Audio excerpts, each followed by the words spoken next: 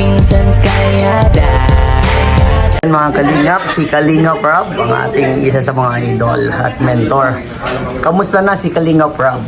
Ay, Q&A pala ito. Okay naman bro. 100% good. Masaya, happy, contented. Siyempre, sa content creator, may mga basher, di ba? Ano ang pakiramdam mo kapag binabash ka, bro? Kapag binabash, depende kung anong klaseng pangbabash yun. Yung pinakamalalang bash, bro. Sa akin wala namang problema kasi di ko naman makakilala sila eh. Pag yung binabash lang yung mga mahal ko sa buhay, doon ako mas affected. Pero yung sa sarili ko, wala. Ano na ako dyan? Immune na. Wala na sa akin yan kasi di ko naman sila kilala. Wow. Mas masakit pag yung kilala mo yung basher mo or mga kababayan mo, mga ganyan yung ma-affected ko talaga. Pero yung mga di ko naman kilala, wala, tinatawanan ko na lang. Wow. Huwag ka na lang papekto na, bro. So, ito, bro, sunod na katanungan. Saan ka ngayon nakapokus, Kalingap Rob? Focus sa family ko syempre, lalo si Jack buntis ngayon, di ba? And syempre sa mga kay Lord, di ba? Dapat di mawala si Lord. Yes. Talaga, focus tayo kay Lord. Dapat nga unahin natin palagi si Lord. And syempre sa aking career, which is itong pagiging charity vlogger. Dami na nating tinutulungan, sobra, dami na talaga. Kaya naman kulang ang isang linggo sa schedule natin. Kulang talaga. Pilitin mo man magdalawang upload. Sobrang hirap kasi nakaka-drain din siya kasi at the same time tatay ako, 'di ba? So makadalawa lang kami sa isang araw, sobrang saya ko na. Pero mahirap talaga, bihira. Okay. Eto, bro. Ano ba ang pinaka main goal sa buhay ni Kalingap Rob? Main goal ko, napaisip din ako sa tanong mo. Main goal ko is maging siguro mas maging mabuting influencer pa. Mas mapalawak pa yung Kalingap. Mas marami pang makakilala sa Kalingap. Yun talaga. Wow, grabe. Talagang pinupush mo ang Kalingap Rob. Kasi ito ay sinimula ni Kuya Bal, kaya mahalaga to sa akin. Yes. Legacy ni Papa. Legacy ni Ninong yan. Ito, bro, pinanghinaan ka na din ba ng loob, Kalingap Rob? Oo naman. Siyempre as content creator, may mga times na siyempre tatama rin tayo, di ba? Nawawalan tayo ng motivation. Hindi na mawala yun. Normal yun, normal. Mawawalan ka ng inspirasyon or ideas. Lalo pag wala kang maisip na pwede maging content. Minsan nakakatamad talaga. Okay. So, ito na, bro. So, kung bibigyan ka ng pagkakataon na yumaman, ano ang una mong gagawin? May yumaman? Oo.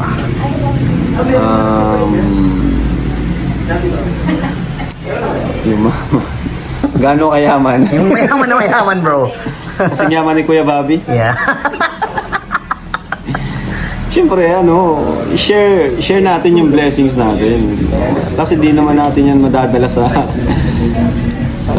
natin pag tayo namatay na, wala naman yun. Siguro invest tayo sa pag-share ng biyaya sa ibang tao. Kasi mas importante yung mapasaya natin yung ibang tao. Kaysa sa sarili natin, ano mo naman yung napakaraming pera na yan? Ako, simpleng makuha ka lang yung mga simpleng gusto ko.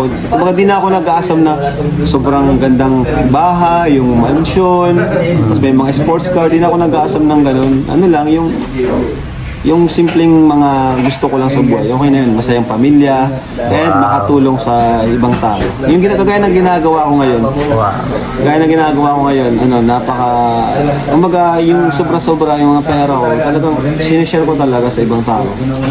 Alam mo naman yung mga pabahay natin, galing yan sa natin, sa sariling pinagkakitaan natin. Thank you, bro. Grabe, napaka-busay mo talaga. Ito, bro, isang bagay na natupad sa pangarap mo, Kalingap Rob. Natupad.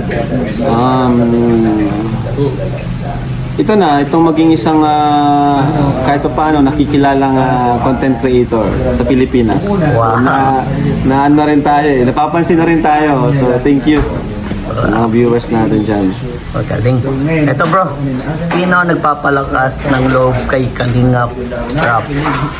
Siyempre si Lord. Pangalawa, family. Asawa ko, si Jack. At anak ko. Sila yung... Siyempre kayo, mga kaibigan ko. Kayo yung inspirasyon. Viewers, supporters. Kaya salamat po sa inyo. Kayo yung dahilan kung bakit nagpapatuloy ako sa charity. Thank you bro dahil kasama din kami. Ito bro, pinakamaganda ito bro. Anong vlog mo ang hindi mo makakalimutan na tumatak sa buhay mo? Anong vlog? Ano naman, para sa akin, lahat ng vlog ko talagang siya masasabi kong memorable sa akin. Lahat ng beneficiary ko, lahat sila may kanya-kanyang kwento. So lahat sila special sa akin. Wala akong isa lang na paborito.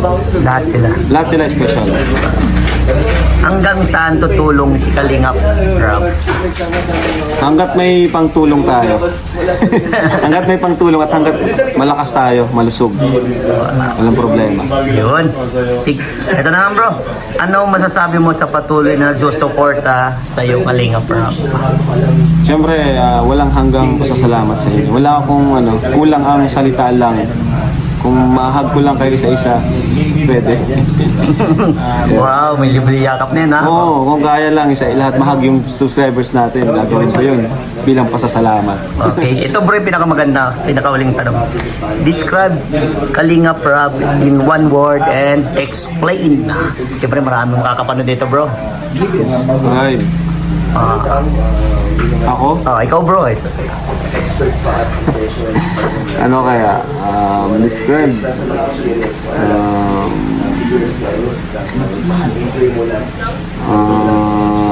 Ano ba? Ano pang pwede? Kuya Bob, ano ako? Mapagmahal. Mapagmahal. Nandiyo na marami sa kawang pagmahal bro. Mapagmahal. Pagbahay, tumutulong sa mga mahirap, yung mga Loving? Galing Hindi, ako talaga. yung kay Kalingap Rap mismo mamumula. Yan.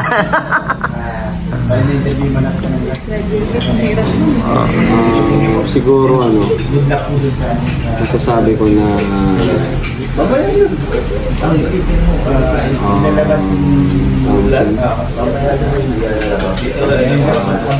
achiever ba? Because marami akong gustong ma-achieve. Achiever na lang.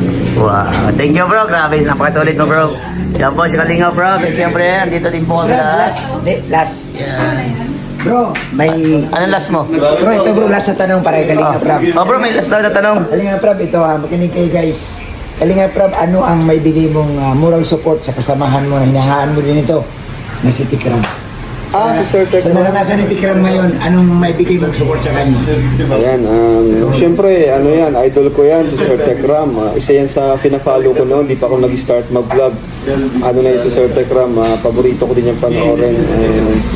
Tawag dyan, isa siya sa naging inspirasyon ko pa. Paano ako naging charity vlogger, yan sila Papa, si Tekram, saka si yung nawala na, yung di na nag si Jose, yun? Si Halerona.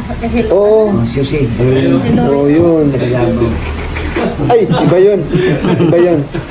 Yeah, tapos si Hungry Syrian, yan yung mga pina-follow ko noon. Wow. So ngayon, normal naman na may mga mga pagdadaan ng problem. Kami marami rin kami pinagdaan ng ganyan about sa sa beneficiary na feeling natin na betray tayo, di ba? Na masakit din. Masakit talaga 'yon. Sa akin nga, hindi lang beneficiary, mas masakit yung mo talaga. So, naging kaibigan mo, masakit talaga yon. Din yun. At minsan, marami rin, marami i-judge ka, marami mag-judge sa'yo na bakit nangyari yon. So, sa akin, wag na lang pansinin yung mga negative na masabi sa'yo. Mag-focus na lang sa mga nagmamahal sa kanya, which is kaming mga supporters niya. Ang Kalingap nakasupport ito sa mga katekram. Support kami sa kanila. So, Thank you bro. Bro, sabi ko, isang Kalingap Rap, supporter ni Tikram. Yes. support kami kay Sir Tekram. Napakabait niyan si Sir Tekram. And Nung nanganak nga si Jack, nagbigay yan ng flower. Oo, tandaan ko yun. Kaya, Grabe. di naman yung na-expect yun. Sobrang bait po talaga nila Sir Tekram. Kaya yun, wala din ako masabi sa kanila. And, yun, nangyayari talaga ang ganun. Pero tanggapin na lang ganun. Sige na lang siguro, tanggapin na lang natin and focus na lang tayo sa iba pang pwede nating matulungan. Mas maraming deserve pang matulungan. Thank you, Kung ayaw nila, and bye-bye. Thank you, Kalinga Prab, sa Thank you. sa